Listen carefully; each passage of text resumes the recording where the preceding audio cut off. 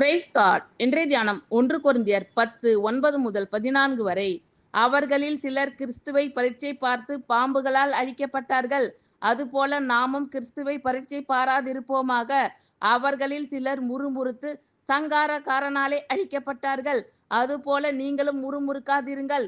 இவைகள் எல்லாம் திருஷ்டாந்தங்களாக அவர்களுக்கு சம்பவித்தது.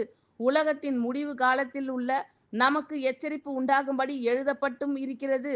இப்படி இருக்க தன்னை நிற்கிறவன் என்று எண்ணுகிறவன் விழாதபடிக்கு எச்சரிக்கையாய் இருக்க கடவன். மனுஷருக்கு நேரிடுகிற சோதனையே அல்லாமல் வேறே சோதனை உங்களுக்கு நேரிடவில்லை. தேவன் உண்மை உள்ளவராய் இருக்கிறார். உங்கள் திராணிக்கு மேலாக நீங்கள் சோதிக்கப்படுகிறதற்கு அவர் இடம் கொடாமல் சோதனையை தாங்கத்தக்கதாக சோதனையோடு கூட அதற்கு தப்பிக்கொள்ளும்படியான போக்கையும் உண்டாக்குவார். ஆகையால் எனக்கு பிரியமானவர்களே, விக்கிரக ஆராதனைக்கு விலகி ஓடுங்கள். ஆமென். Thank you Lord.